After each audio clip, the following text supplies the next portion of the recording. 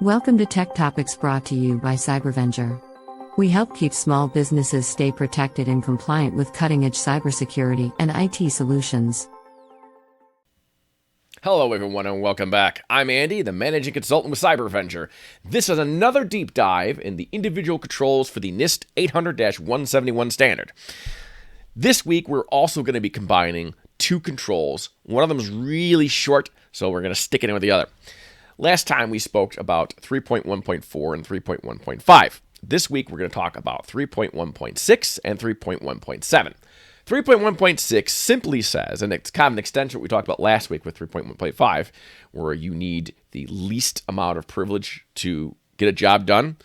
Well, this says that you need to have separate accounts for administrative users versus regular users. And that can be even with the same person.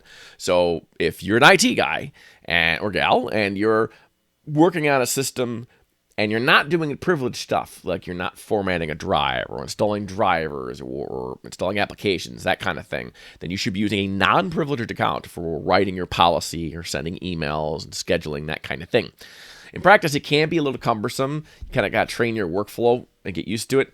You can oftentimes escalate your privileges on the fly for a specific task, and that's the kind of thing they want to see done. Now, that's important because in the next one, 3.1.7, they're talking about preventing non-privileged users from being able to do admin stuff. Sounds redundant, doesn't it? It's a subtle difference, bear with me. The 3.1.7 is talking about how you must restrict your non-privileged account from being able to do admin things. And it talks about auditing. Auditing is a whole can of worms, what we're getting into as we get into the series. This is the first control that touches on it. Basically, you want to be able to determine if someone is trying to do admin things with their non-admin account. You want to be detected. That's a naughty no-no. And if you have an actor who's playing and doing things they shouldn't do with their job, you want to detect that. For two purposes. One is for security, obviously. But two, maybe this person needs more rights to get their job done. Maybe, and you could detect it as an admin and go, hey, I noticed you tried to log in 3 times to this section here. You don't have access to that. Like, oh, is that why that's not working? You know, that may be a help desk function. Of course, NIST doesn't really care so much about that, but it's a useful function for auditing. And I always try to put a real-world practical spin on these steps.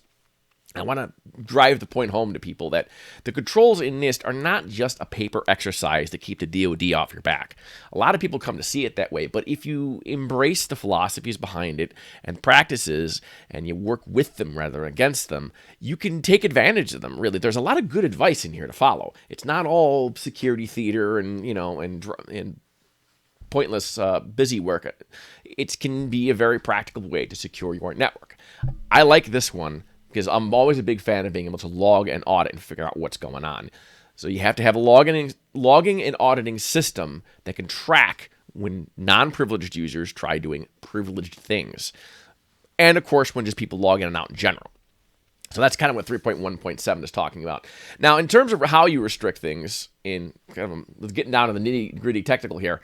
There is a administrator group in every Windows box. So most people have Windows, so we're going to stick with that for the moment. And if you put your users in the local administrators group in order to run a program, you're already starting to get into trouble. Now, it's better than putting them in the domain admins group or the enterprise admins or any one of those domain level administrator groups. But even still, you shouldn't be assigning full admin rights to regular users on local machines if you can at all help it. In fact, if you have to, you're going to want to document that you do and why. Documentation is key here too. This should all be part of policy. You should just sit down in front of a machine, hammer it out till it works, and walk away.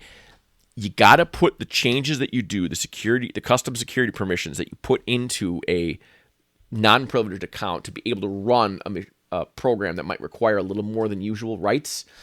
And you got to document that in your system security plan. This is an exception. It's a known exception. Here's the risks. Here's the way we're mitigating those risks. That should be called out and documented. An auditor is going to want to see that.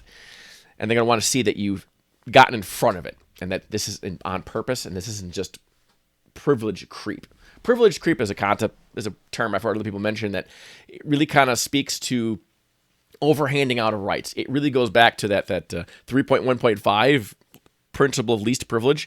Well, how do you know what privileges they need to get their job done. Sometimes that could be kind of tedious. I've installed lots of programs, and the vendor says, oh, just stick them in the local admins group. No, can't do that. Violates compliance, and it's a lot of rights you don't need. But usually, most cases, if you really sit down with the vendor and kind of hammer them, you can find exactly what specific rights they need. Oh, they need this subdirectory in the Windows directory to be able to write to or read from it. Normal users can't. Or maybe they need to be able to write to this specific registry key to keep track of things, or whatever it happens to be. And that's important that you do that you document it. That's part of written policy. That's a point I'm going to make many times as we do the series, because they do, that you want to have written policy for everything you do, especially when it comes to things like permissions. So that's 3.1.6 and 3.1.7. Thank you again for checking out our 5-minute video clips on NIST, on our deep dives, and I look forward to seeing you all in the next video. I'm Andy with CyberVenture. Till next time. Thanks for watching. We hope this video has provided valuable information to you. Be sure to share this video with other small business owners to spread the word about the importance of cybersecurity. As always, don't forget to like and subscribe for more videos like this. If you want more information about cybersecurity, visit us at www.cyberventure.com.